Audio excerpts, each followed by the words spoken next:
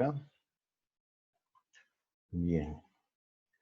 En el contenido programático para hoy nos corresponde hablar sobre primeros auxilios en heridas. Vamos a hablar sobre los principales tipos de heridas y vamos a volver a hablar de un tema que ya hemos mencionado varias veces, que son los primeros auxilios en hemorragias. Entonces, en el curso, como les dije, vamos a repetir algunos temas para de pronto revisarlos un poco más a fondo y que nos queden los conceptos mucho más claros. Bien. Voy a rápidamente, antes de empezar la clase, sí voy a mostrarles a mí, desde mi perspectiva en la plataforma, quienes no me aparecen con nota. ¿Por qué? Porque pues es importante que esas personas que a mí no me deja ver la nota, pues verifiquen que a ellos sí les aparezca en su plataforma. Con eso quedamos tranquilos. No van a quedar sin nota. ¿Listo? Y esas personas son... Entonces, Valentina Agüelo tiene nota, Paula tiene nota, Juliana tiene nota, Jamie Alejandra Caita, ella no está con nosotros en clase, listo. Rod David Devia, él es de la noche, o sea que tampoco hay lío.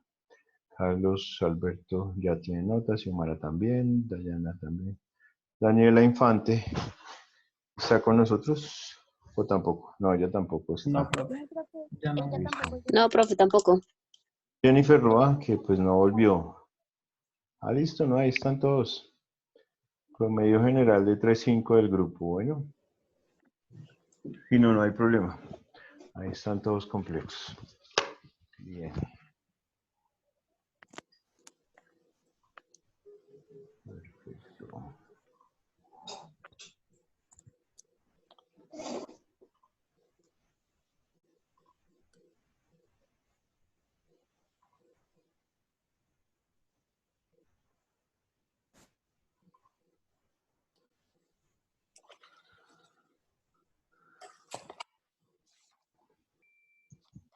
Los noto cansados hoy. Bueno, Carmen está disfónica. ¿Y el resto? ¿Con sueño? ¿No durmieron bien? Profe, yo tengo una pregunta. Dime, Nicole. ¿Vamos a tener más notas o solo esas dos? No van a tener otras notas. O sea, tienen el parcial final, que lo vamos a manejar igual. Claro, a menos de que ustedes tengan de pronto alguna sugerencia y la analicemos. Entre todos decíamos, ¿les pareció mala la técnica de la evaluación por la plataforma? No, profe. No, profe, estuvo bien.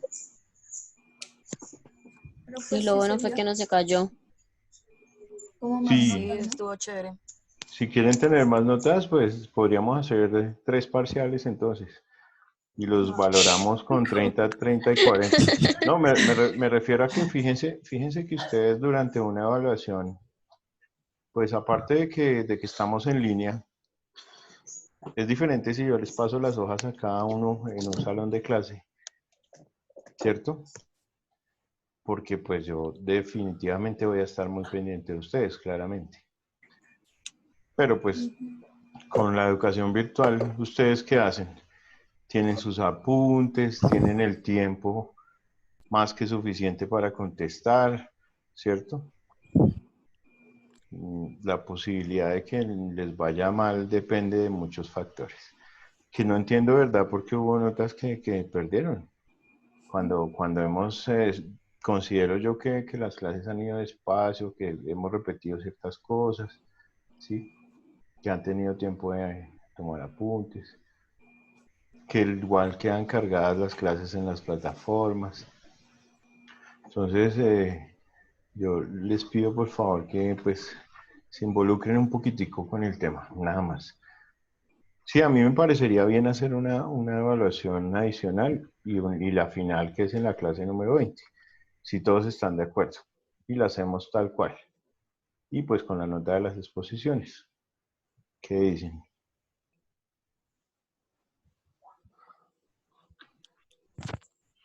Me parece, profe.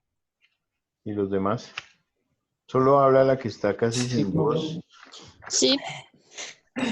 O sea, profe, sería otra evaluación y la del último día, ¿serían 2? Sí, por ejemplo, mira, ayer era la sesión 8, son 20 sesiones. Ujú. Podríamos hacer una evaluación, ¿qué les digo yo? El lunes 18, ¿sí? Que es en la sesión 13.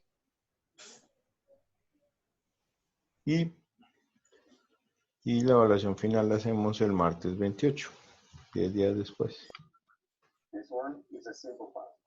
¿Les parece sí, bien? profe. Mejor dicho, 8, 18 y ¿Profe, sí, 28. profe? ¿Sí? Sí, profe. Ajá. El 18, creo que ahorita ya estamos a 11, 12. No, pero vamos bien. Prefiero hacerla un lunes para que ustedes tengan el fin de semana pues, de algo de repaso. Sí, profe. Pues, parece bien. Y corremos un poquito el tema para ese lunes 18 es quemaduras, que ya las hemos visto. Tipo 1, grado 2 y grado 3. Simplemente la corremos al día siguiente, al martes 19, que le toca a John Suárez, por ejemplo. Sí, señor. Y al día siguiente entonces John expone quemaduras y Brigitte como está programada para envenenamiento e intoxicaciones. ¿Listo? Listo, profe. ¿Para qué fecha me toca a mi profe mi exposición? Tú eres tu nombre, dame tu nombre. Brigitte, la del envenenamiento, Brigitte, ¿para qué fecha es? para el martes 19. Ok, profe, gracias. Profe, qué pena, ¿también me podría decir a mí la fecha de mi exposición? Claro, Dayana recuerda. Hernández. Dayana Hernández está para el jueves 21. Profe, y a Gracias. mí, Juliana Boyacá. Juliana. Juliana. Juliana está para el miércoles 20. Ok, profe, gracias. ¿Quién más? Profe, ¿yo mañana sigo? Creo que yo mañana sigo. Yo Mañana, soy hoy era Jennifer Roa, que ya no está. Mañana es Xiomara Garzón. con los musculares, ¿cierto? Sí, Sí, señor. el día Listo. de movilizaciones. eh, ¿Alguien quiere hablar de movilizaciones? No, ¿cierto? Esa le toca al profe exponerla. Señora, gracias. Listo. Viernes 15, Valentina Agudelo. ¿Listo? Viernes 15, Señor. Valentina. Sí, señor. Lunes 18, entonces habíamos dicho que era John, pero ese día hacemos El parcial. martes. Entonces quedamos para el martes con Brigitte. Listo. Listo. Después Juliana, Dayana, Michelle, Daniela, que va para el 22, viernes 22. Y nos quedaría Carlos Galván, martes 26. Y el miércoles 27. No, ya nadie más. No, ya nomás, ya terminamos ahí. Ya no hay más, exacto. Bueno, a menos que quieran recuperar nota, me digan, profe, yo quiero hacer otra super exposición. Pero entonces llevamos dos notas en sí, la del parcial y las exposiciones, ¿sí? Sí, que esa la vamos a convertir en Ah, una ok. sola. Digamos que la exposición es Listo. como subir un poco esa nota, ¿listo? Bien. Bueno, Bueno, chicos, pues. hoy entonces vamos a hablar del manejo de las heridas, hemorragias. Si algo, vamos a hablar algo de uso de vendajes. Pues vamos a tener una clase exclusiva para vendajes, pero vamos a mencionarlo. Fíjense que entonces nuestros primeros auxilios, como en todas las posibles lesiones que pueda tener un cuerpo, pues van a estar involucrados en darle manejo a ese tipo de lesiones y de situaciones. Hoy nos vamos a referir específicamente a las heridas, a las hemorragias y a ciertos vendajes, sobre todo para el manejo de estas dos primeras patologías. Fíjense que no es lo mismo hablar de una herida a hablar de una fractura, una luxación o un esguince, ¿sí? Esguince. Esguince es con E, ¿listo? No es con D, como por ahí lo he escuchado en otros ámbitos, ¿listo? No es un desguince, es un esguince con E. Bueno, heridas, hemorragias y vendajes. Entonces, vamos a definirlo. Por favor, vayan tomando nota los que tengan como los conceptos básicos. No nos vamos a quedar para no demorarnos mucho en definiciones, pero sí es importante. ¿Qué es una herida? La herida es la pérdida de la continuidad de la piel o de las mucosas como consecuencia de un traumatismo. Entiéndase por traumatismo un golpe, ¿cierto? Generalmente los traumatismos son mecanismos de trauma o golpes, caídas, aplastamiento, atropellamiento, amputación, cualquier cantidad de traumas hay. Y hay politraumatismos, que es cuando involucran diferentes partes de nuestro cuerpo. Se le denomina politraumatismos.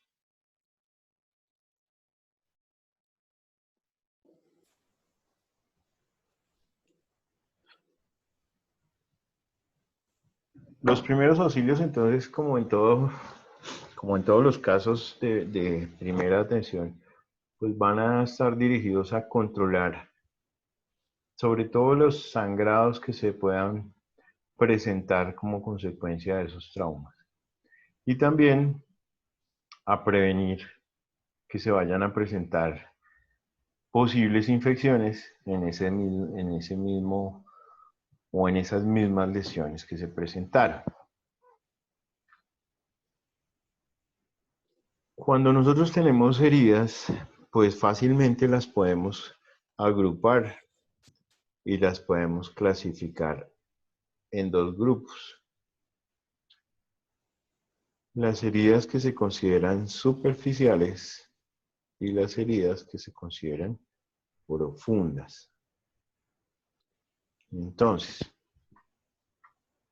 como su nombre lo indica, una herida superficial, pues son aquellas lesiones que van a comprometer un nivel cutáneo y subcutáneo, la piel y parte de los tejidos que están por debajo de la piel, como por ejemplo algunos raspones, algunas quemaduras, algunas cortadas que solamente comprometen la piel y parte de la parte subcutánea o por debajo de la piel, significa subcutánea. Y algunas ya que digamos que van a presentar algo de mayor gravedad son las heridas de tipo profundo. Las heridas profundas entonces son aquellas lesiones que van a involucrar tejidos cutáneos, subcutáneos y musculares o muchas veces viscerales. ¿Sí? Vamos a colocarlo aquí de manera de texto y visceral.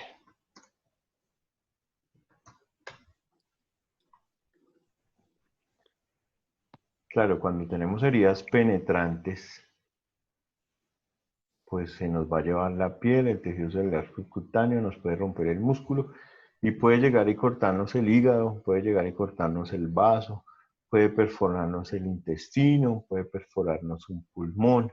Entonces tenemos que involucrar las vísceras, ¿listo? Por eso nos quedó aquí pendiente colocar y visceral.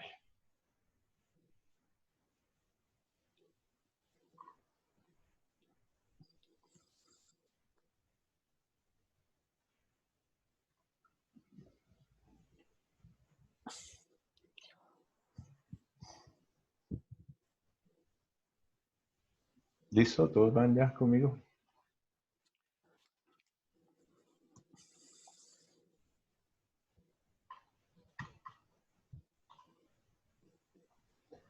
Siguiente.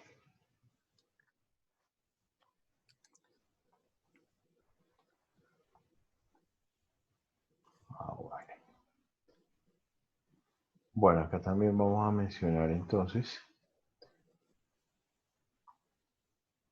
las penetrantes, que eran las que me estaba yo refiriendo a las lesiones profundas también. Penetrantes, entonces, son aquellas que penetran en las cavidades del cuerpo. ¿Cuáles son nuestras cavidades del cuerpo? Pues el cráneo en la cabeza, el tórax en el pecho, el abdomen y la pelvis. Prácticamente abdominopélvica es una única cavidad, pero pues también se puede dividir en esas dos zonas, teniendo en cuenta los órganos y vísceras que se contienen a nivel del abdomen y específicamente a nivel de la pelvis. Entonces, si nosotros tenemos una herida penetrante a nivel del cráneo, claramente vamos a estar comprometiendo ¿qué? El cerebro, profe. Nuestro cerebro y nuestro sistema nervioso central. Muy importante, teniendo en cuenta que sus células no se regeneran, teniendo en cuenta que el daño de esas células puede ser permanente y con secuelas, ¿cierto? En el tórax también tenemos órganos vitales como el corazón, ¿sí? El corazón. Los pulmones. Una herida penetrante en pulmón puede comprometer la vida del paciente. Entre el corazón y los pulmones tenemos un espacio que se llama el mediastino, ¿sí? O más bien entre los pulmones. Ahí está el mediastino, que incluye el corazón y los grandes vasos. Por ahí pasa la aorta abdominal, que es un vaso muy grande, por ahí sube la vena cava inferior, y por ahí también van a pasar estructuras importantes como el esófago, que es el que nos lleva el contenido alimentario hacia el estómago. A nivel de el abdomen, también vamos a tener pues todas las vísceras abdominales, estómago, duodeno, el yeyuno ilion, que es el intestino delgado, el colon, que es el intestino grueso, ¿sí? Vamos a tener el hígado, vamos a tener el vaso, vamos a tener el páncreas, todos con funciones diferentes y todos con importancias vitales. A nivel de la pelvis, pues vamos a encontrar toda la anatomía ginecológica, en el caso de las mujeres, el útero, sus anexos, sus trompas de falopio, sus ovarios. Vamos a encontrar la vejiga, tanto en hombres como en mujeres. En el caso del hombre, además, la próstata, ¿sí? Entonces, a ese nivel de abdomen y de pelvis también tenemos órganos funcionales muy importantes que se pueden ver lesionados por esas heridas penetrantes. Vamos a encontrar heridas limpias, heridas contaminadas limpias, heridas contaminadas y heridas infectadas o sucias. Las heridas limpias simplemente pues son heridas que no presentan ningún signo de infección. Las heridas contaminadas limpias no muestran tampoco signos de infección, sino simplemente les queda la mugre que recogen en el caso de una raspadura, por ejemplo. Se llama una escoriación cuando uno sufre un arrastramiento por el pavimento, por ejemplo. Esa fricción que hace que se levante parte de nuestra epidermis, pues de repente queda con signos de tierra, pero se considera una herida contaminada por la tierra, pero es una herida limpia porque no tiene ningún signo de infección. ¿Queda de acuerdo? ¿Claro? Bien. Una herida contaminada, entonces, es una herida que muestra signos de infección. ¿Cuál es uno de los principales signos de infección en la piel? ¿El pus? No, pues sí, el pus ya es claramente es una infección, pero un signo de que se está infectando una herida, ¿sí? Entonces es cuando hay una triada. ¿Que tenga materia? No, esa ya es en la infectada o sucia. Las contaminadas son heridas que muestran signos de infección. Los signos de infección son tres, ¿sí? Y los vamos a escribir aquí. Calor, rubor y edema.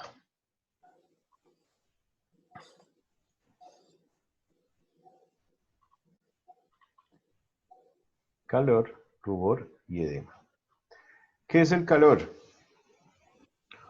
Un aumento en la temperatura, pero local, no generalizada. O sea, no es fiebre. Porque el fiebre sería tomándole con el termómetro y va a estar caliente toda la superficie corporal, ¿cierto? ¿Es dónde está la herida, profe? Solamente ahí, si ustedes se tocan ahí con la mano donde se está poniendo caliente ese sitio, ese punto que genera calor local, ese es un signo de infección, pero debe cumplir con los otros dos signos. Si solamente está caliente, pero le faltan los otros dos, seguramente no es una infección como tal, sino es otro tipo de cosas. Calor. Rubor. ¿Qué es rubor? Un enrojecimiento de la zona, ¿cierto? O un eritema también se llama. Eritema, enrojecimiento, rubor, son sinónimos para efectos de signos de infección.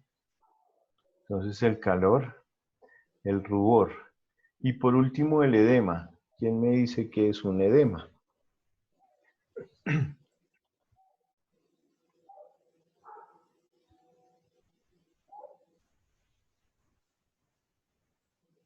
¿Ni idea? ¿A qué les suena edema?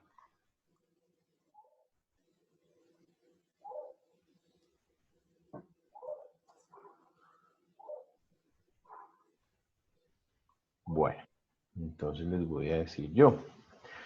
Un edema es una inflamación, nada más. Es lo mismo que inflamación, es un sinónimo.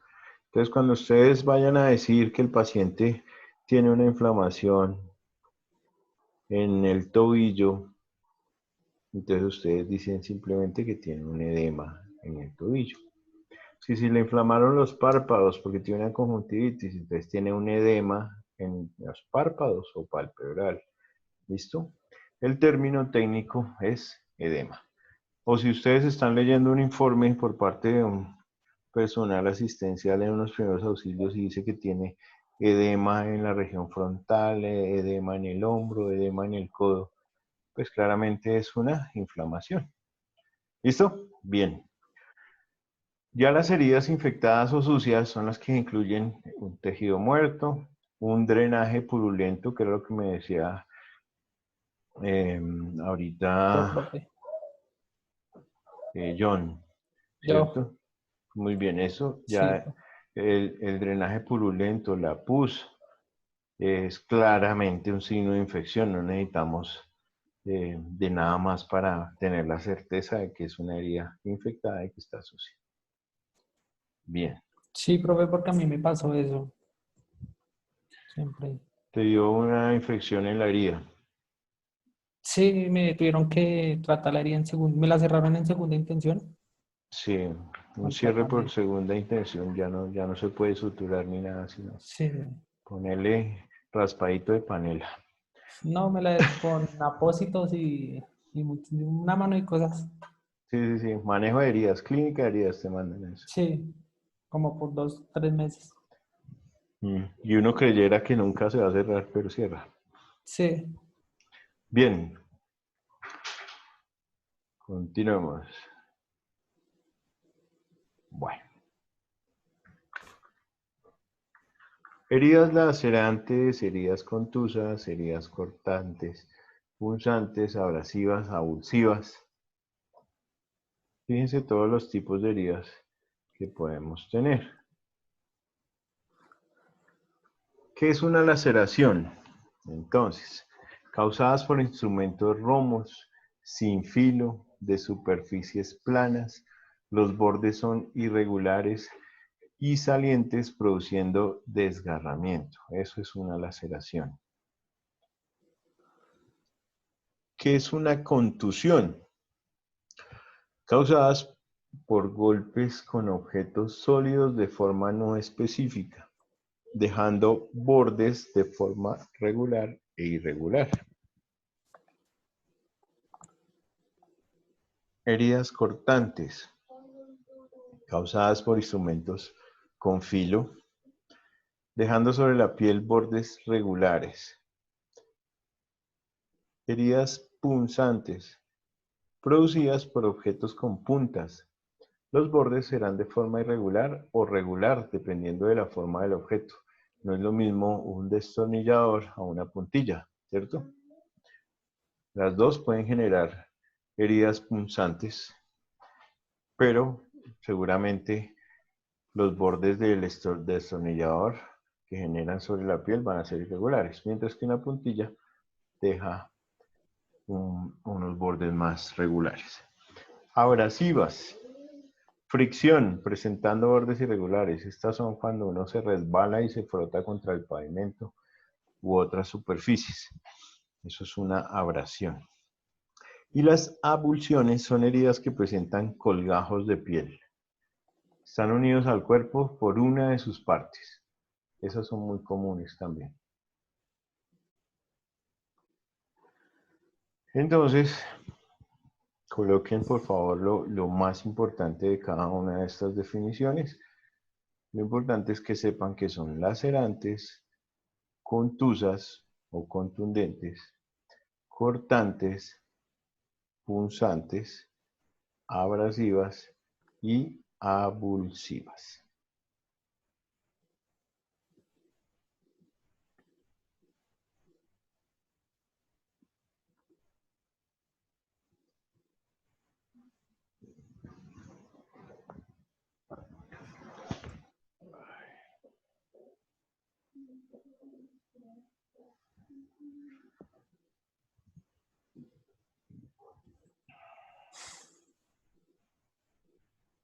Bien.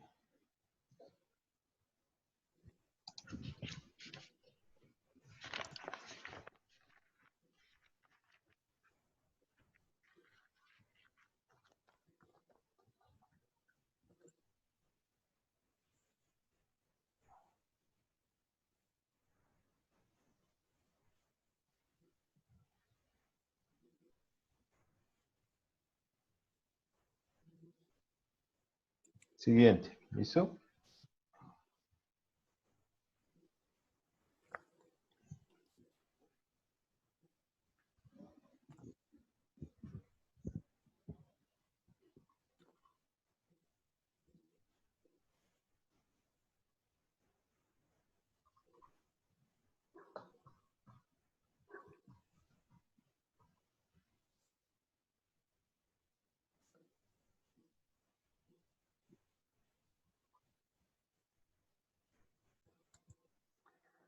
Bueno.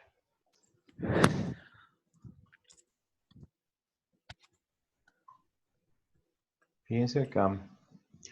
Bueno. Tenemos imágenes de amputaciones, que son imágenes siempre fuertes.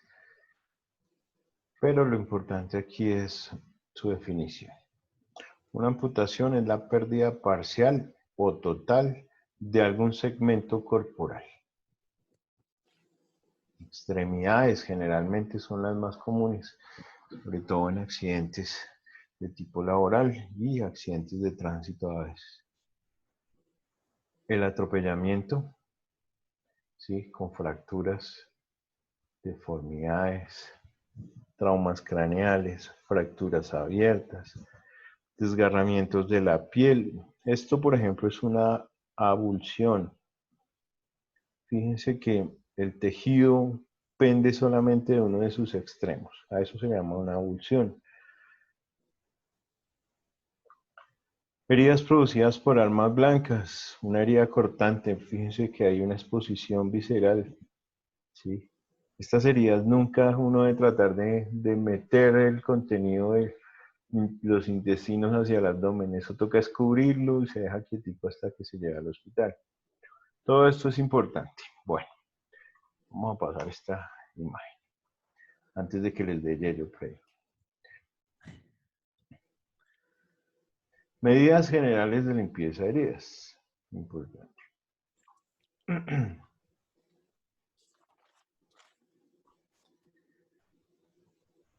Bueno, obviamente el lavado de las heridas es muy importante.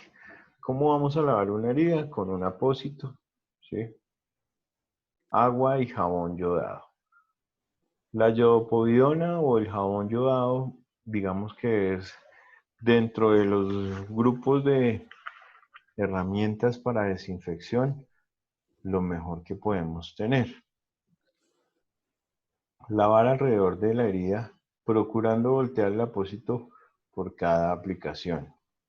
Hay algo muy importante y es que las heridas nunca se lavan hacia la herida, sino las heridas se deben lavar desde la Los herida, bordes.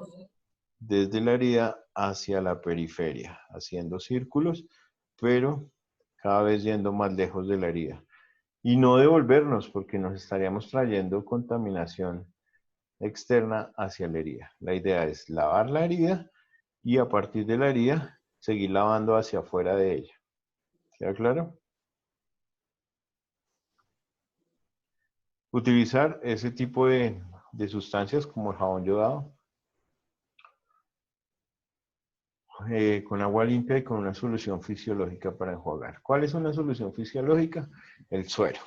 El suero fisiológico que ustedes conocen, que muchas veces también se coloca por las venas, la solución salina normal. Eso es un suero. Con eso se puede lavar, obviamente, si lo tenemos a mano. Y evaluar la herida. Entonces, los apósitos tienen la ventaja de ser estériles. El jabón yodado pues tiene la ventaja de que va a hacer que esa herida quede muy limpia en cuanto a riesgo de infección y bacterias, que no tengamos nada de eso. Hacemos ese primero lavar la herida y luego limpiar hacia afuera, y si tenemos pues otras herramientas diferentes al jabón yodado, pues las utilizamos.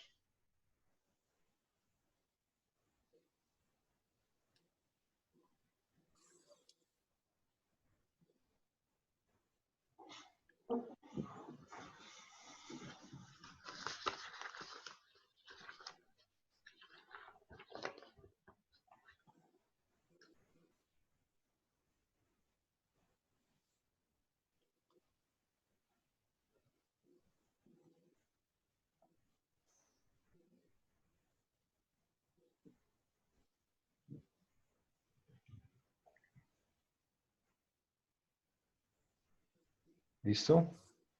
¿Todos van? Sí, profe.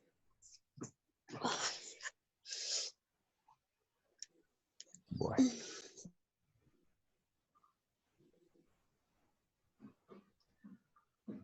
Bueno, ¿cómo actuar ante una eventración? ¿Qué es una eventración? ¿Quién me puede decir?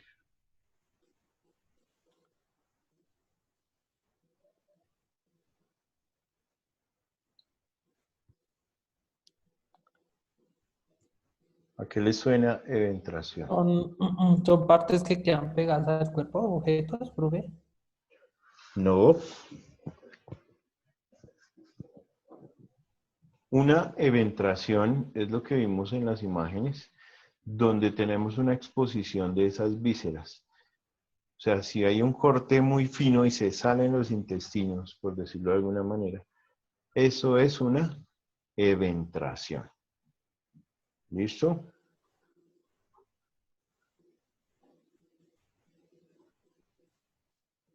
Entonces, lo primero que tenemos que hacer ante una eventración es colocar un apósito o gasa limpia y húmeda sobre la herida. Eso es muy importante. Tiene que estar húmeda o mojada. Hay que humedecer perfectamente los apósitos o las gasas con solución fisiológica o agua limpia, pero pues lo ideal es que se pudiera hacer con esa solución fisiológica, que es la solución salina normal que conocemos algunos del suero, ¿cierto? Aplicar los apósitos mojados sobre las vísceras. Asimismo pueden cubrirse con plástico limpio para mantener su temperatura y humedad, y así evitar también una mayor contaminación.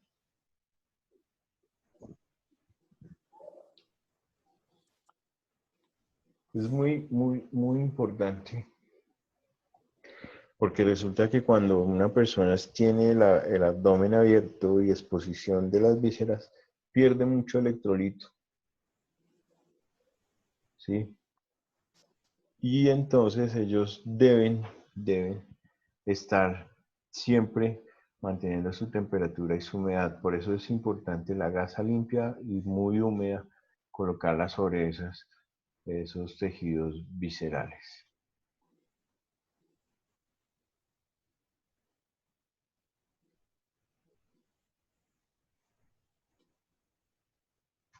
Regáleme un minuto, por favor.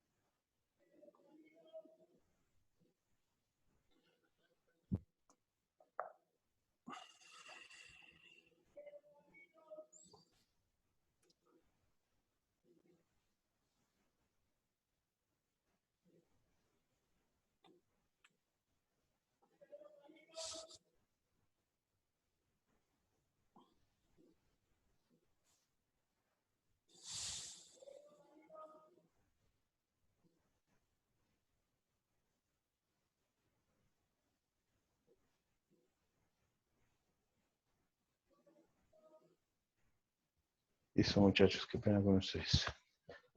Bueno.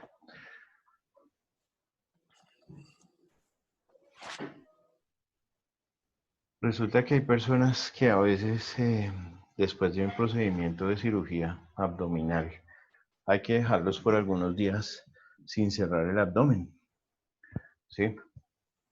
Y las vísceras deben quedar prácticamente expuestas.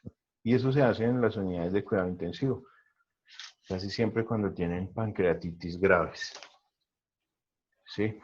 Entonces uno creería que tener las vísceras y los intestinos expuestos pues es incompatible con la vida, pero resulta que no.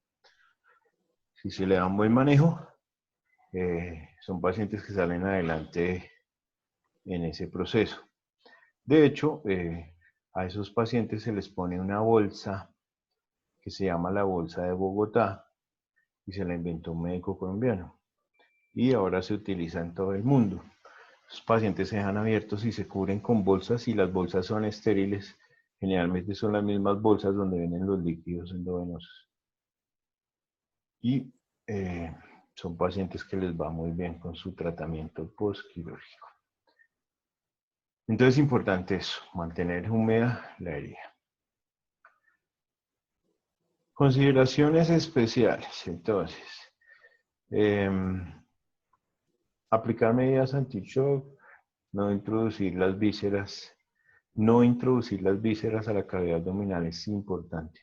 O sea, nosotros no podemos manipular el intestino y tratar de dejarlo en su sitio, no. Solamente aplicar las medidas anti-shock. ¿Cuáles son las medidas anti-shock? Pues revisar los signos vitales, que no se esté desangrando, ¿cierto? Que no se nos vaya a infartar. En fin. No darle de beber ningún tipo de líquido. No sabemos si las vísceras, aparte de estar expuestas, puedan tener alguna perforación. Entonces hay que disminuirle el peristaltismo, los movimientos intestinales deben estar casi que nulos. ¿Bien?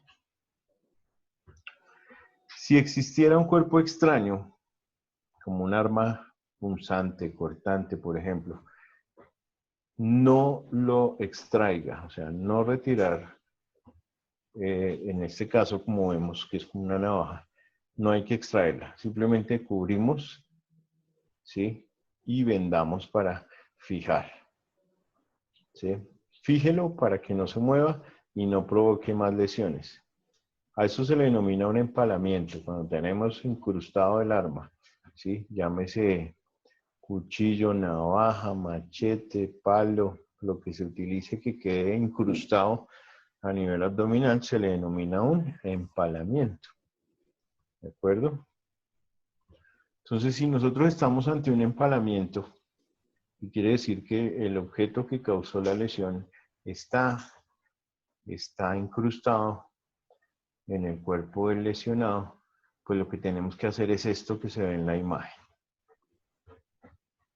Humedecer, apósitos, colocarlo ahí y fijarlo para que ese objeto extraño no siga generando lesiones mientras va a tener una atención intrahospitalaria.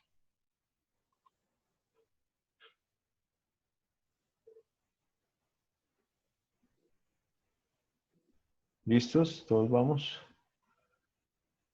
Valentina, ¿bien? Sí, profe. Sí, profe. Ok, Michelle, Brigitte, todos bien. Bien, sí, señor. A Carmen no la quiero dejar hablar. Bueno, listo. Siguiente.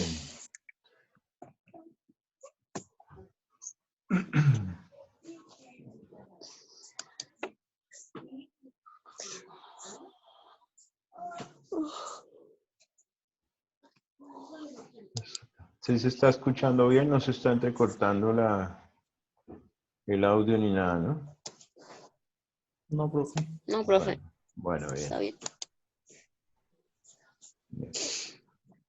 ¿Cómo reconozco que una herida se infectó? Bueno, ya hablamos de la triada, que es calor, rubor y edema. ¿Sí? Pues obviamente vamos a tener dolor, ¿cierto? Y adicional vamos a tener impotencia funcional, que también se puede llamar en vez de impotencia, limitación funcional. A mí personalmente me gusta más el término limitación funcional. Porque la limitación funcional pues hace referencia a que tenemos limitación para mover o utilizar algo.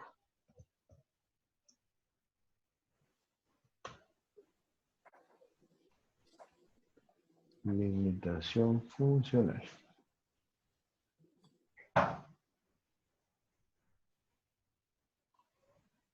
Aquí en las imágenes pues nos muestran obviamente una lesión que ya tiene pus. Tenemos aquí una lesión que claramente tiene una marcada infección perilesional alrededor de la herida que se infectó. ¿Cómo se puede contaminar una herida de estas, muchachos?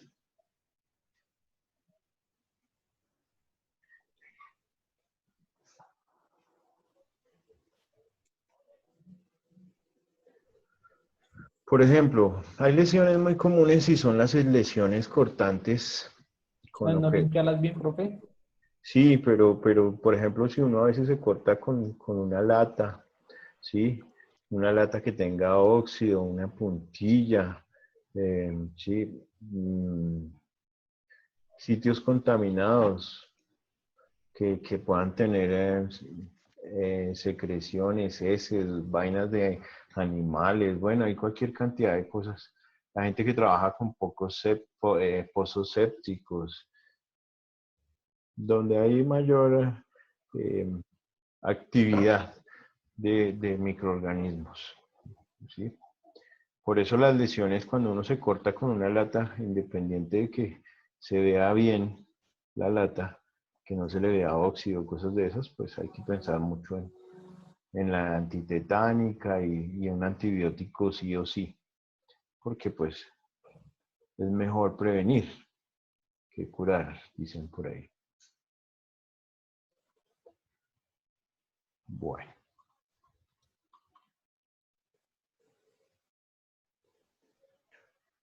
Bien.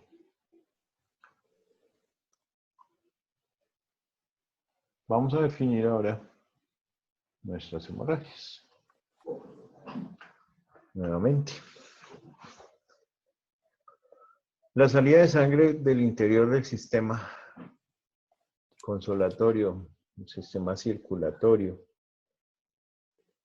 debido a la rotura o ruptura de un vaso, ya sea de forma espontánea o por un traumatismo. Un vaso se puede romper de manera espontánea, claramente, ¿cierto?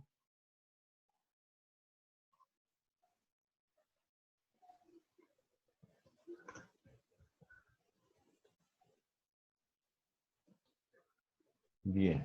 Los primeros auxilios pues van a estar dirigidos a detener esa pérdida de sangre. Las hemorragias internas pues son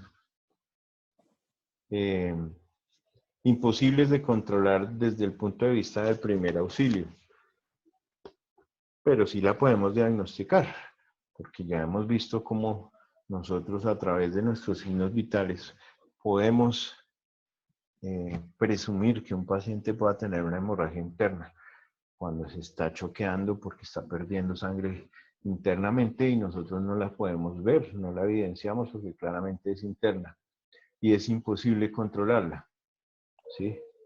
Lo que sí podemos hacer es diagnosticarla, tratar de reponerle los líquidos en esa hora dorada del trauma, que es el tiempo en que va a estar en la balanza la posibilidad de sobrevida y de secuelas del paciente.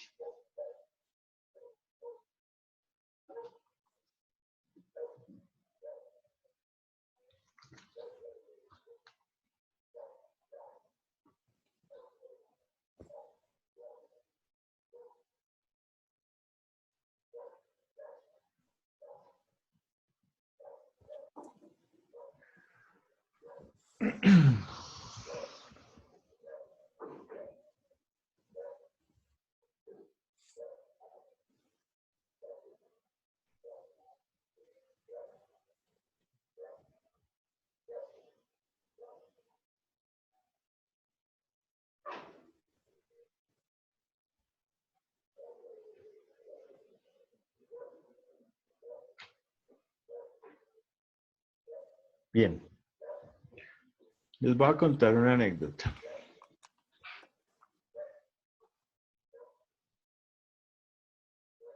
Resulta que cuando yo hice mi año de servicio social obligatorio, o año rural que llaman,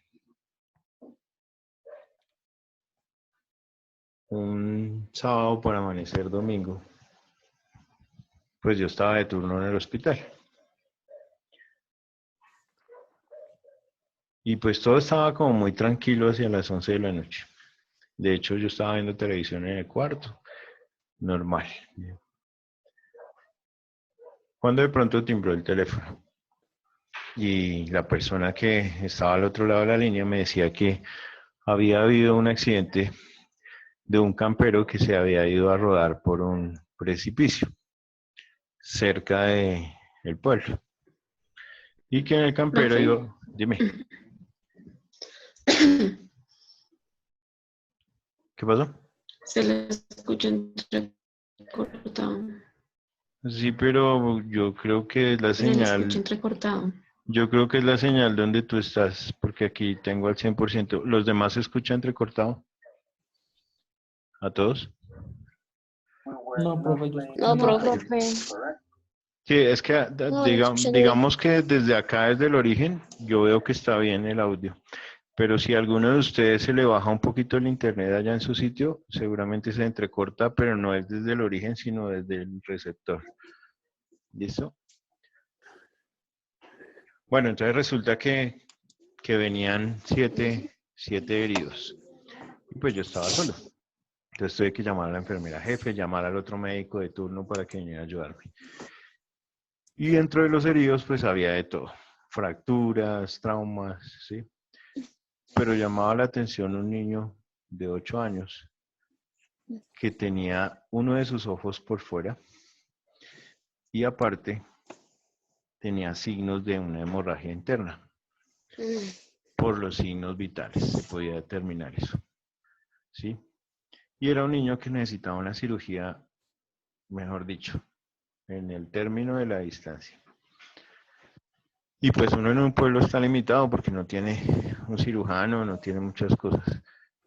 Y uno tiene que empezar un trámite, un proceso para poder remitir a un paciente a cualquier institución, en Cundinamarca o en Bogotá. Pero resulta que dentro de esas emergencias hay algo que se llama el traslado primario.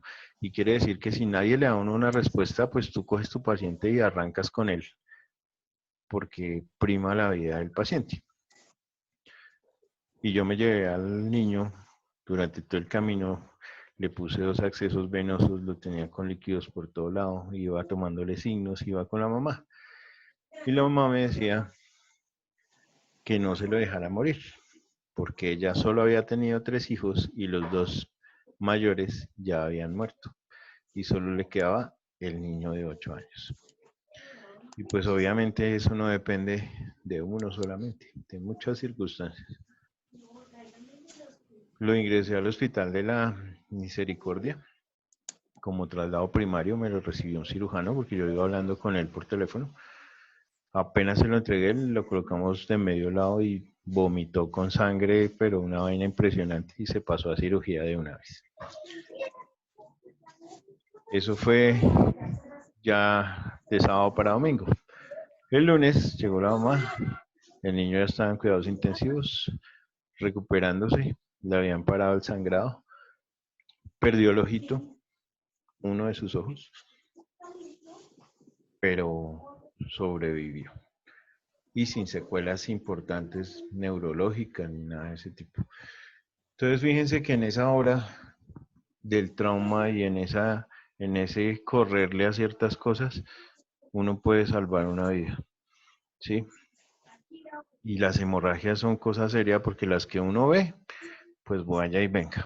Pero las que no ve, como las internas.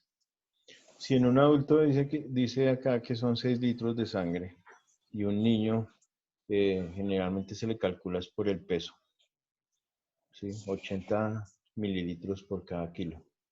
Que si pesa 40, son 3.200. Es mucho menos. Pero los sangrados sí pueden ser muy profusos o muy importantes. El manejo de los sangrados. Súper importante ese tema. ¿Listo? ¿Cómo clasificamos nosotros entonces esas hemorragias? Cuando tenemos las externas, cuando tenemos la ruptura de un vaso con salida de sangre directa hacia el exterior. Y están provocadas por traumatismos directos con desgarros, cortes o fracturas abiertas. Esos son los que nosotros vamos a evidenciar. Ustedes saben que la sangre es muy escandalosa, ¿cierto? Muchas veces la lesión puede que no sea tan grande, pero si en el tiempo en que llegamos nosotros pues le ha corrido sangre, pues se va a ver algo impresionante, ¿sí? Entonces, claro, uno tiene que primero ubicar la herida, tratar de ocluirla, tratar de lavar el resto, pues para precisamente no generar falsas expectativas ante un sangrado, ¿sí?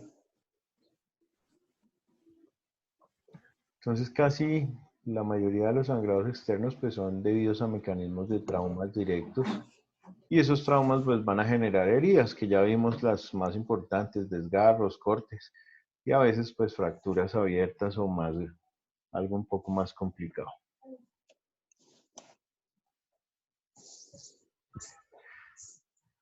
Exteriorizadas por orificios naturales. Entonces son hemorragias internas exteriorizadas por orificios naturales, como puede ser el oído o la nariz.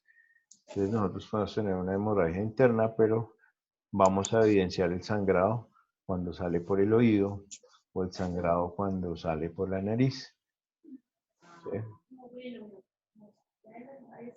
Esas sangrados Nasales, pues bueno, se consideran no tan graves. Un sangrado por el oído sí puede llegar a ser muy grave.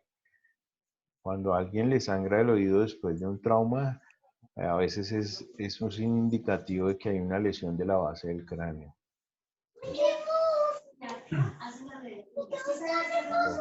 Toca revisarlo muy bien. Bien.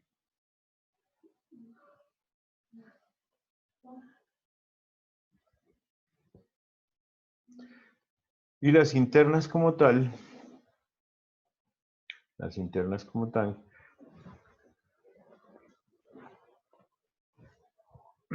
la sangre no sale al exterior, queda retenida al interior del organismo en alguna cavidad. Esas son provocadas por impactos contundentes a nivel abdominal, torácico o craneal. Entonces, esas sí dependen de un buen examen médico y evidenciar sobre todo los signos vitales. Fíjense las conjuntivas acá, cómo se llenan de sangre en los ojos, por ejemplo, cuando tenemos un trauma contundente. Listo, continuemos.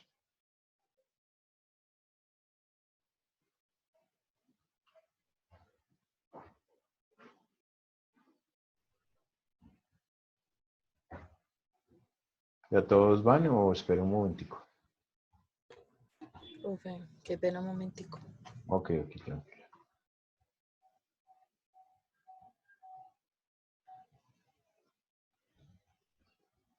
Profe, Señor, una pregunta.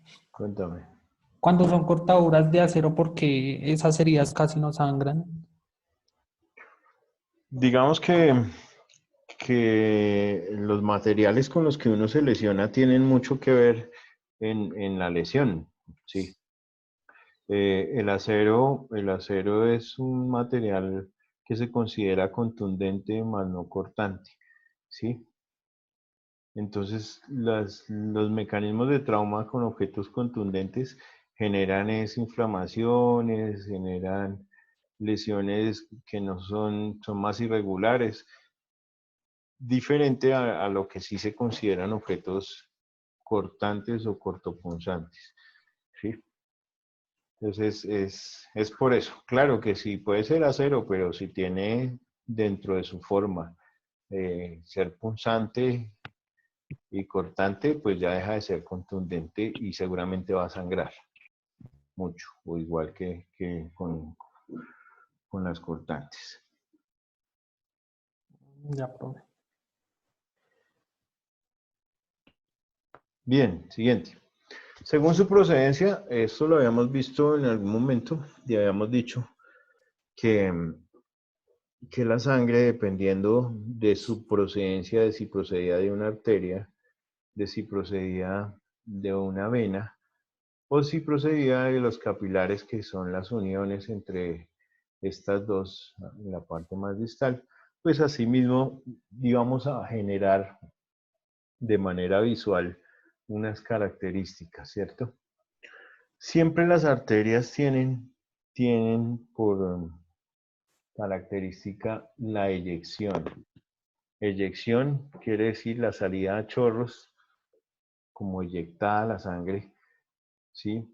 Siempre la sangre que se eyecta va a presentarse así,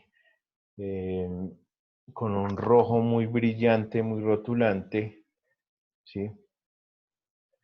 Y adicional a eso, como salen esos chorros con cada pulsación del corazón. Vamos a ver la salida de esos chorros. Bien. Tiene por problema que cortarse una arteria importante puede ocasionar la muerte en menos de un minuto, porque la pérdida es tal que puede terminar acabando con la vida del paciente por un shock, por pérdida de sangre. En el caso de la venosa,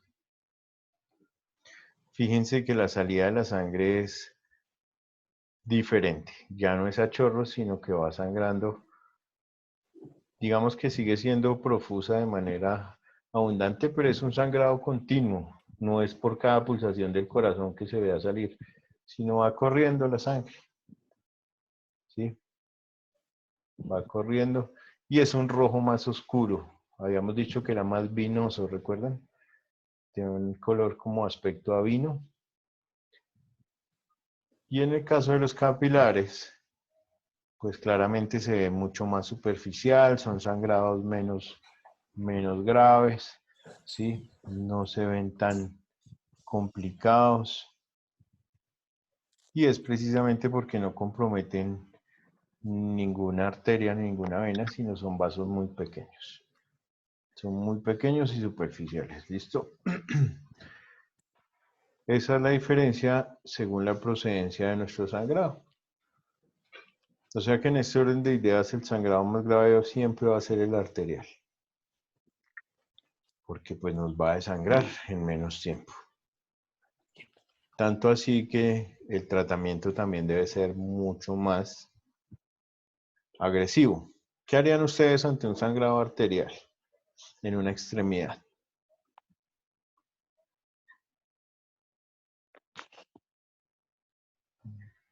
No, pero más que la venda hay que hacer. Poner una toalla higiénica para retener la sangre. No, Hacer torniquetes, profe. exactamente. El torniquete. Fíjense que la muerte es en menos de un minuto.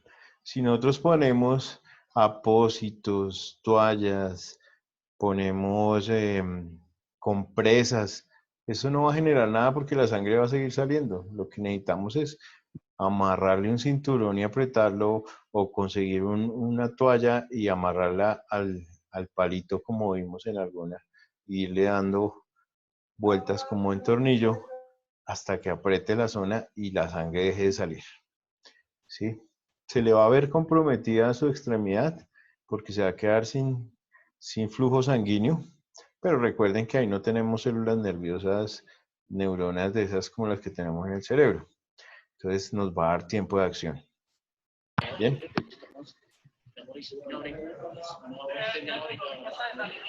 No, mi amor, no, si lo comentaste, pero no sé. ¿Listo? Bien. En el caso de la venosa, sí, la compresión casi que podría ser una buena opción, solamente algo compresivo. Y en el capilar, pues nada, limpiar, poner una compresita y sale. Vamos a ver. Según su gravedad, depende de la cantidad y la velocidad con la que se pierde la sangre, pues podemos catalogarla como leve, como grave o como muy grave. ¿Sí? Las pérdidas leves son de 0.5 a 1 litro. Las pérdidas graves se consideran entre 1 y 2 litros de sangre. Y ya las pérdidas muy graves son superiores a 2 litros.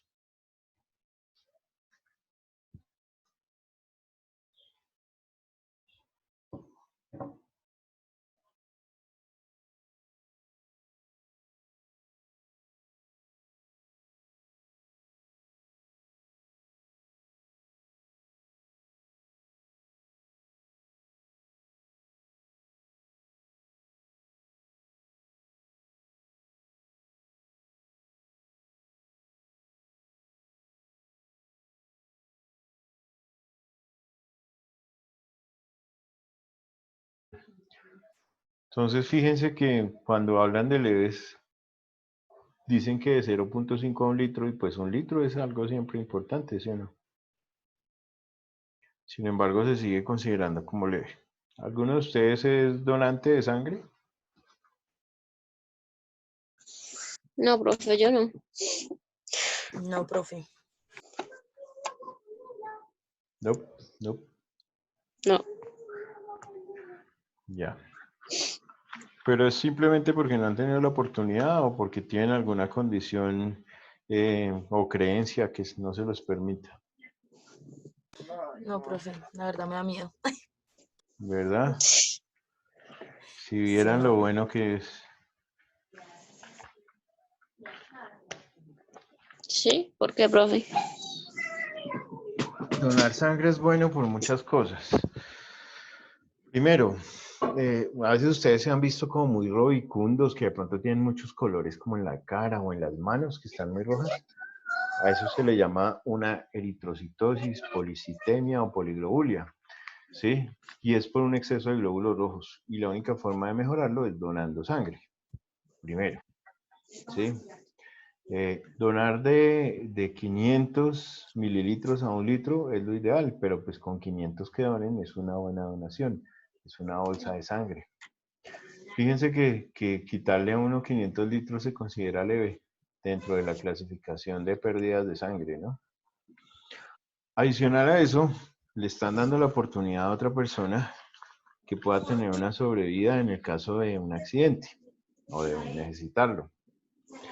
Adicional a eso, van a coger su sangre, ¿sí? Y antes de poderla llevar al banco de sangre, pues tienen que hacerle cualquier cantidad de exámenes que nunca se los van a hacer en una EPS, ¿sí? Entonces a usted cuando le toman de estos, de la Cruz Roja o los sitios encargados de recoger estas donaciones, le hacen a usted un cuadro hemático completo, le hacen serología para sífilis, VIH, hepatitis B, toxoplasma, ¿sí? Y una cantidad de enfermedades infecciosas, hasta enfermedades tropicales le pueden hacer ahí. ¿Ya? Y obviamente si apareciera alguna anormalidad, pues te lo comunican porque ellos tienen tu número de contacto, ¿sí? Y te lo comunican de una manera pues muy adecuada, ¿sí? Y pues tú a veces de esa manera te enteras de cosas que nunca te vas a enterar porque en la EPS si vas al médico porque te duele la cabeza te mandan es una glicemia, ¿cierto? O te mandan máximo un cuadro hemático y pare de contar. Pero no te hacen perfil de tiroides, no te hacen perfil de otras cosas. O sea que es una forma de que a uno le hagan muchos exámenes y aparte está generándole un bien al que lo necesita. ¿Listo? Ah, y aparte les dan juguito con manteca. Te dan su buen refrigerio. Bien. Primeros auxilios, entonces. La presión directa sobre la herida, súper importante, siempre. Eso es lo primero que vamos a hacer ante una hemorragia. Cuando ustedes se corten un dedo, pónganse presión sobre el dedo, pero no lo van a soltar a los 30 segundos. Quédense de 2 a 5 minutos y van a ver cómo para el sangrado solito. ¿Listo? Colocar apósitos o compresas sobre la herida, obviamente. ¿Sí? Inicialmente, si no tenemos los apósitos y las compresas, pues directamente con la mano, obviamente con un guante, pero hay que presionar la herida. ¿Sí? Como en este caso, por ejemplo. Está la presión directa. ¿Sí? Ejercer presión de forma continuada. ¿Sí? No oprimir y quitarla, no oprimir y quitarla, sino tener la presión ahí todo el tiempo, que alguien se encargue solo de eso, de parar el sangrado. Ponga la mano ahí, hágale presión, si tiene una compresa o un apósito, téngalo ahí y ya, eso es a veces más que suficiente. Si se empapa la compresa, no la retire, sino ponga otra encima. ¿Sí? Generalmente uno la quita y la bota, no, sobre esa ponga otra. ¿Listo? Para no generar contaminación dispersa o cruzada. ¿Listo? También. Es una forma de prevenir infecciones.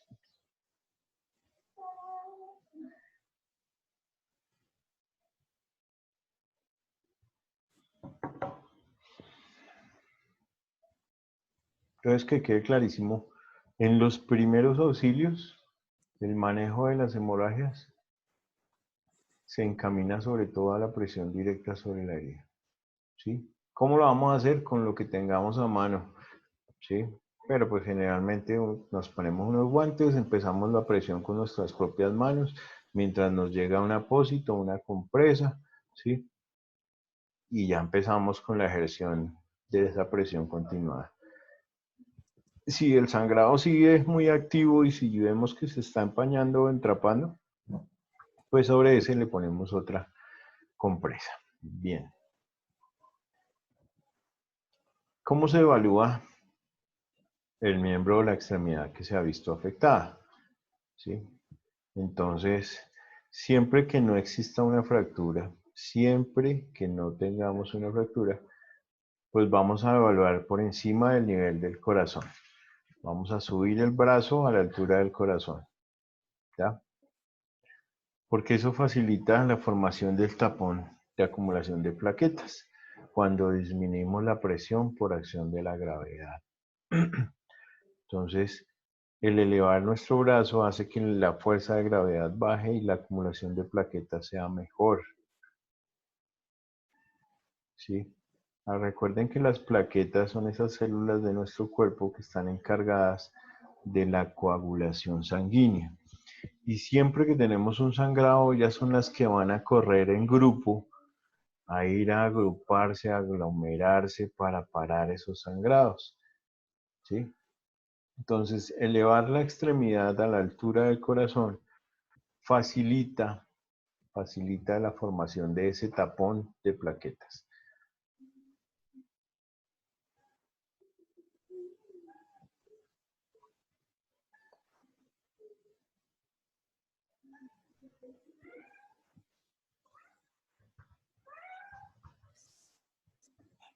Bien.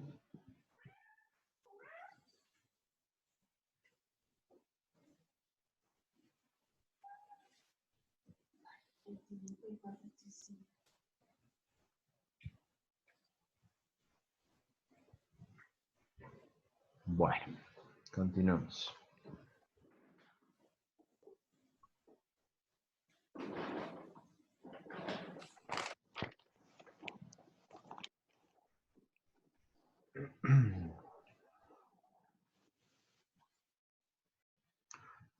Bueno, la presión directa pues es la compresión en los puntos arteriales más cercanos entre la herida y el corazón, disminuyendo el paso de sangre a los grandes vasos.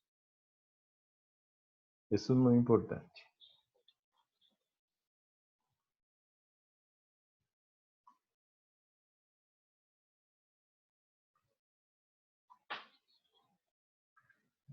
Entonces fíjense que nuestro corazón, él saca arterias principales, ¿cierto? Y nosotros pues ya conocemos algunas, la braquial, ¿sí? Que se convierte aquí en la humeral, que es donde tomamos nuestro pulso, ¿sí? Y después vamos a tener aquí abajo la radial, que es donde tomamos el otro pulso. Baja la aorta, se convierte en las ilíacas primitivas y esas se convierten en las femorales, que es donde tomamos el otro pulso. Había una pregunta de los sitios donde tomábamos el pulso, ¿cierto? ¿Cuál era la respuesta?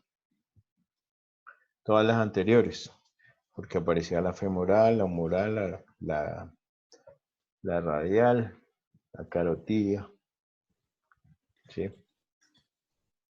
Entonces, les voy a poner un ejemplo.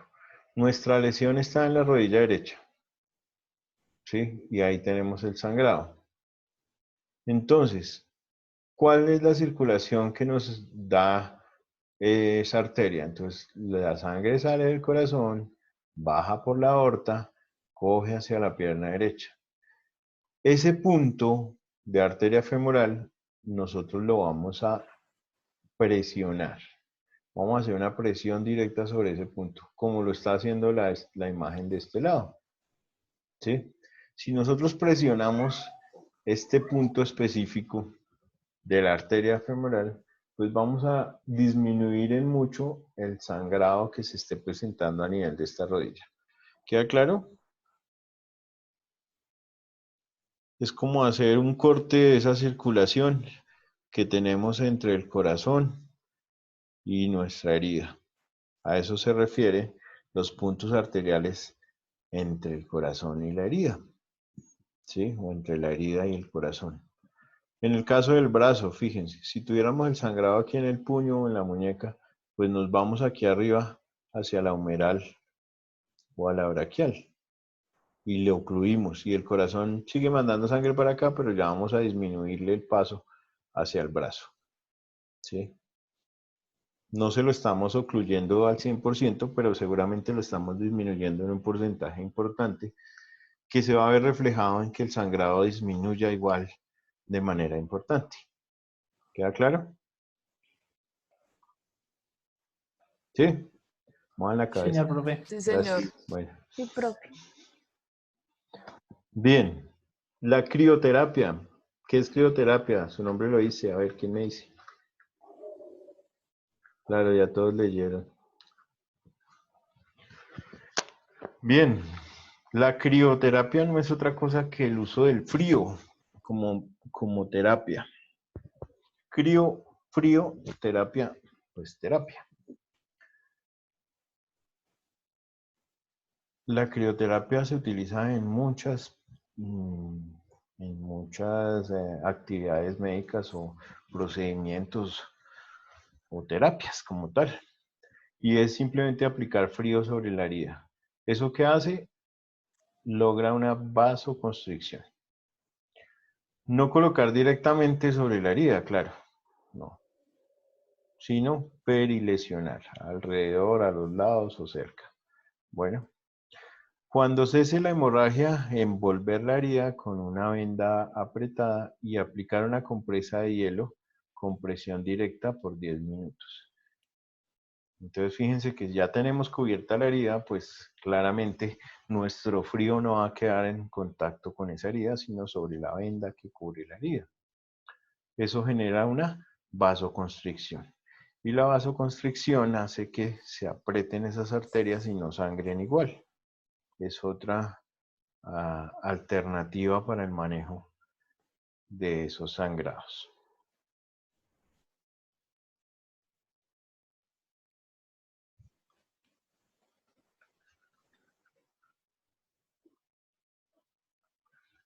El frío es muy bueno, ¿no?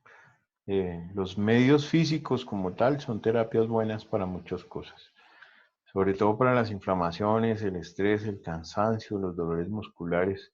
Ustedes alternan frío con calor y muchas veces es mejor que el mismo estar tomando analgésicos.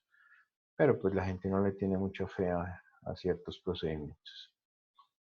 Bueno.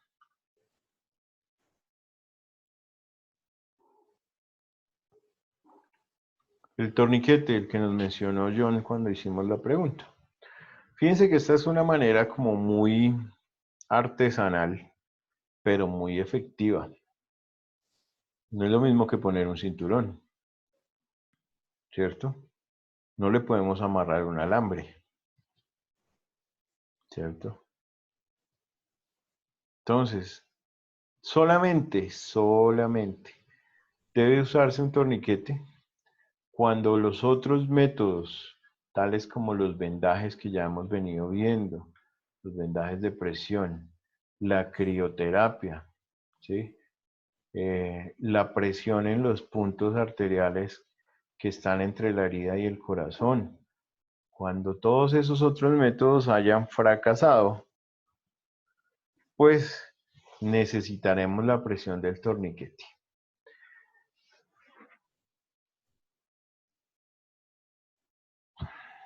Sin embargo, fíjense que la presión del torniquete debe ser aliviada periódicamente. ¿Quién me explica eso? La presión del torniquete debe ser aliviada periódicamente. Ir soltándola y volviéndola a amarrar. Sí, como si fuera un grifo, ¿cierto? En esta imagen Sí. de acá se ve como si este dispositivo nos quedara como un grifo. Como abrir la llave para que la sangre vuelva y corra y no poner en riesgo los tejidos que necesitan oxigenarse. ¿Sí? Por ejemplo, en este caso vamos a tomar este este alivio del torniquete periódico con esta primera imagen que tenemos a nuestra izquierda de la pantalla. ¿Por qué? Porque en estas dos claramente lo que hay es una amputación, ¿sí? Entonces no tiene sentido, digamos que proveerle sangre a que se siga perdiendo porque ya no vamos a tener que cuidar, por decirlo de alguna manera. Pero en este caso, ¿sí? Digamos que es un sangrado de una arteria y como dijimos, las arterias se desangran a veces en un minuto dependiendo de la gravedad de la lesión. Entonces se utilizará el torniquete solo como la última medida en caso de que el sangrado no cese y la situación ponga en peligro la vida. Entonces fíjense que el torniquete con el palito, con la venda, ¿sí? Es un torniquete muy efectivo.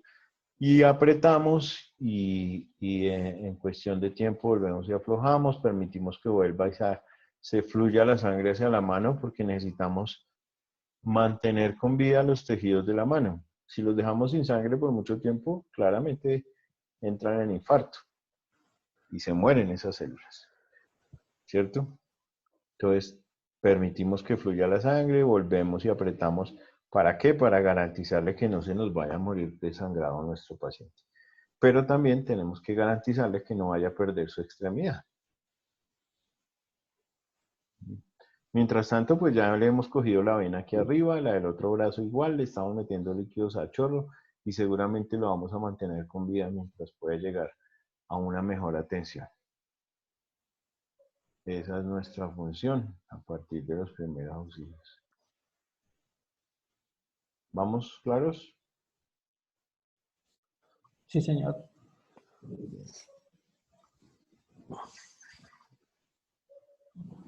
Bien, bien, bien.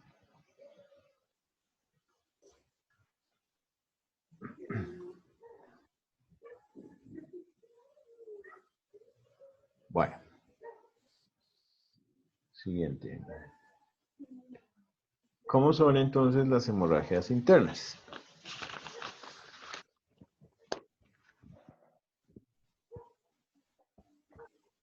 Vamos a definirlas.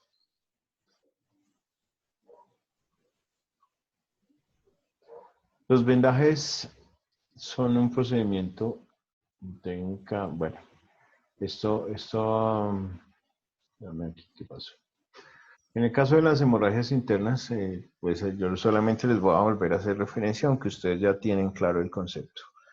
Siempre que se genera un trauma por desaceleración, un trauma contundente, un trauma por aplastamiento o diferentes mecanismos de traumas, un trauma cerrado de abdomen o de tórax, puede terminar en una hemorragia interna.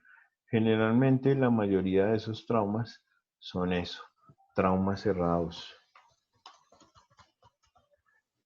¿Sí? ¿De dónde? Del tórax y del abdomen. Eso, del cráneo habíamos dicho también. Son los sitios anatómicos que nos van a determinar esas hemorragias internas más importantes para nuestro mantenimiento de la vida. ¿Sí? ¿Cuándo se puede presentar un trauma cerrado? Los casos más comunes, pues, es en los accidentes de tránsito. Entonces, en un accidente de tránsito, que ninguno está exento de un accidente de tránsito, ¿sí? En calidad de pasajero, en calidad de peatón, en calidad de conductor, en cualquiera de las modalidades, un trauma de tránsito, pues, siempre va a involucrar a las dos partes, ¿sí? Muchas veces sufre el que va al interior del vehículo, el que va como pasajero, y también en el caso de los peatones, también sufren traumas. Generalmente en esos accidentes no es un solo trauma, sino son varios, por eso se llaman politraumatismos. ¿Cierto? Y en los politraumatismos es muy común encontrar los traumas cerrados, de tórax, de abdomen y de cráneo. En ese orden de ideas, nosotros tenemos que buscar todas las herramientas para descartar esas hemorragias internas. ¿Sí? ¿Cuál es la principal herramienta?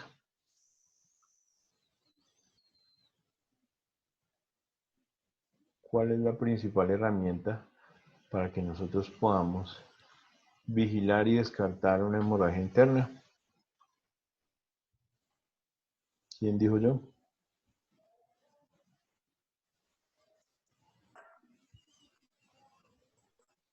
A ver, piensen, muchachos. ¿Cuáles son los elementos que yo tengo para poder vigilar? O sea, ¿cómo sé yo que un paciente está sangrando por dentro? Los signos vitales, profe. Muy bien, muchas gracias. Los signos vitales. Los Con signos los signos vitales. vitales. Muy bien, muy bien.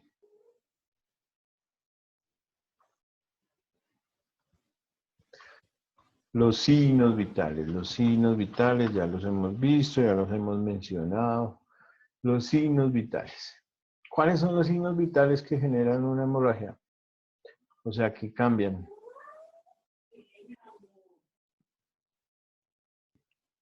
Son dos. Alteración del pulso.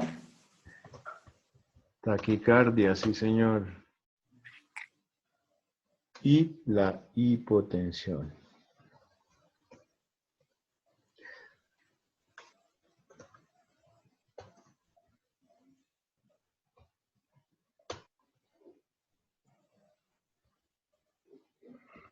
Esa se considera la tríada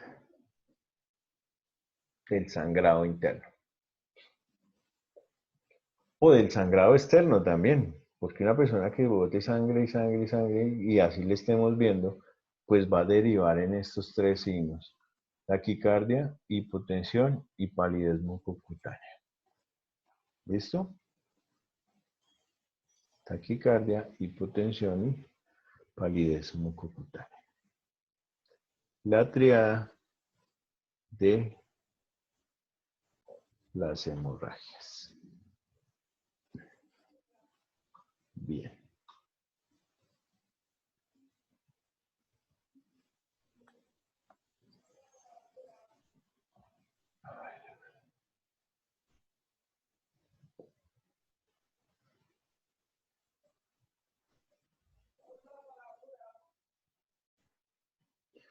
Muy bien, muchachos.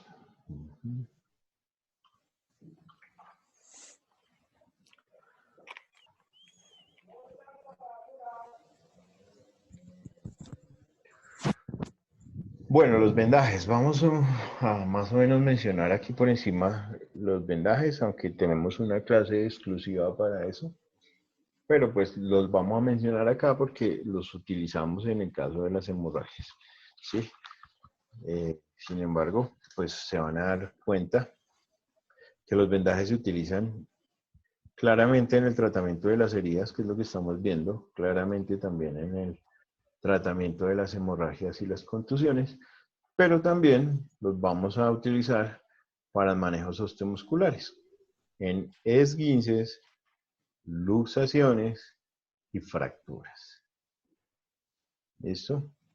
Entonces no son otra cosa que un procedimiento o una técnica que consiste en envolver una parte del cuerpo que se encuentre lesionada por el motivo que haya sido.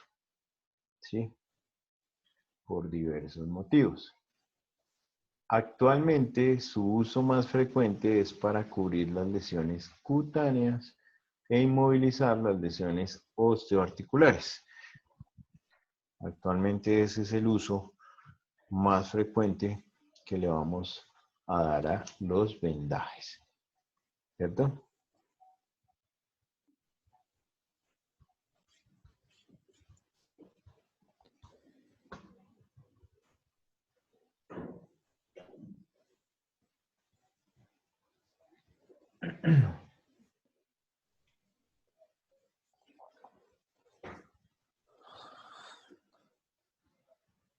Bien.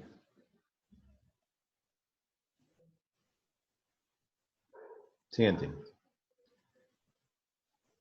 ¿Cuáles son los objetivos de los vendajes?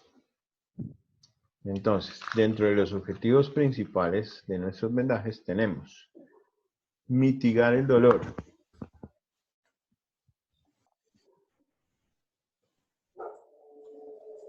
Claramente cuando nosotros inmovilizamos una parte del cuerpo que se encuentra lesionada, esa inmovilización, esa compresión, ese calor que le generamos y esa limitación para mover esa extremidad o zona lesionada le va a generar en mucho alivio de dolor.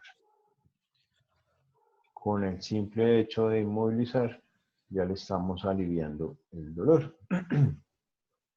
Promover el bienestar físico. También.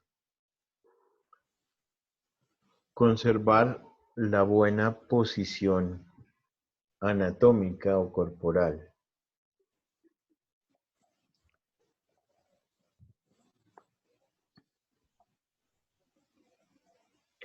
Asegurarnos de que la venda cumpla su objetivo de sostén o de inmovilización.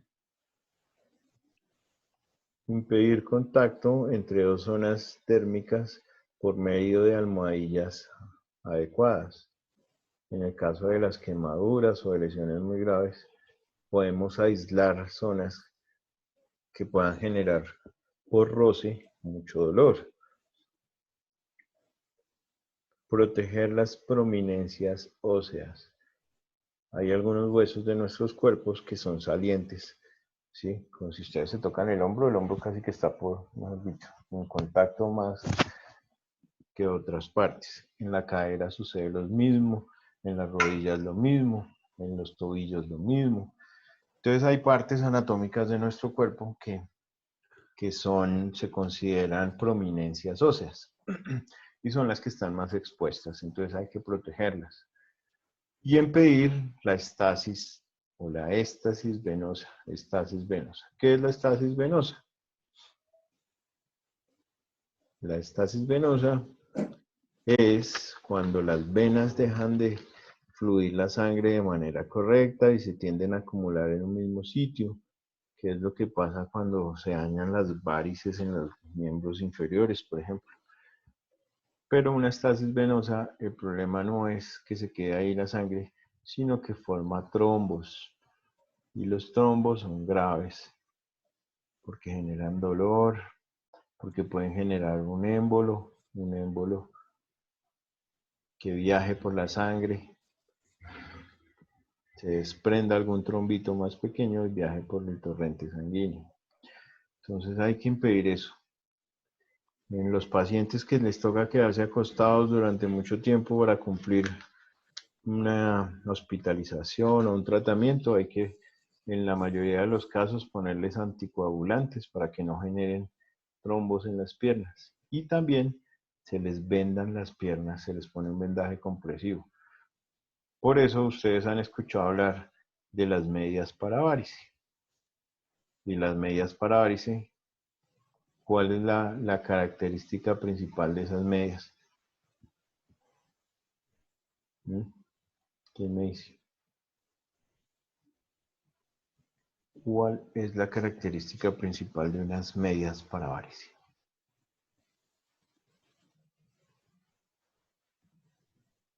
Bueno, ¿en qué se diferencian de las medias normales entonces?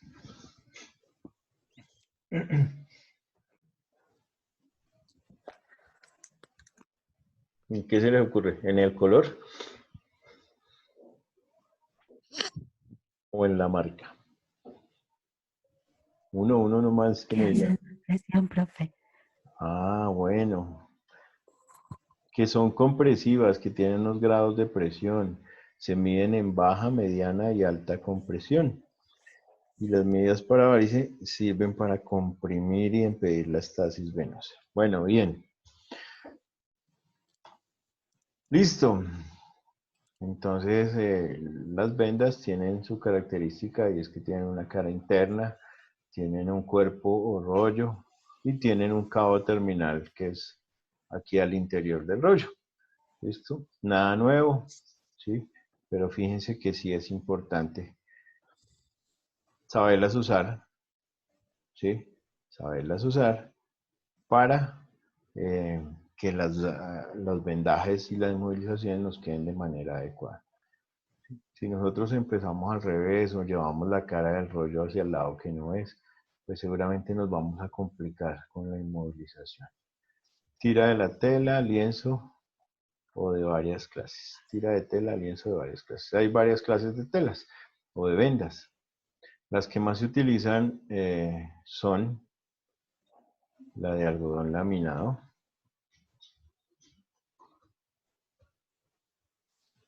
la venda elástica y la venda de yeso.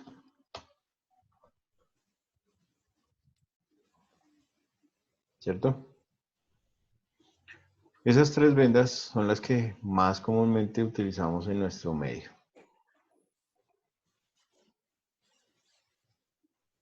Estas de tela como tal, pues tienen la característica de que no son muy elásticas, entonces no nos van a generar, digamos que cierta laxitud y manejo.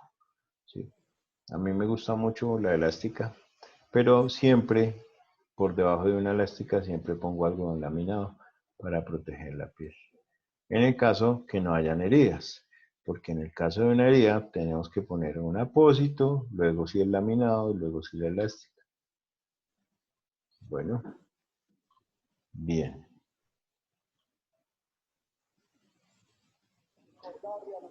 Bueno, muchachos, esto lo vamos a dejar hasta acá.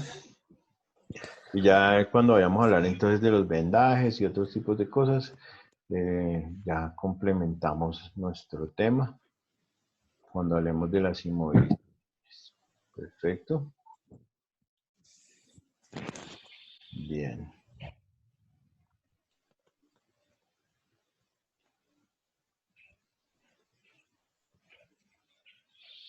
Ok. Vamos a darle pausa un momentico aquí al video.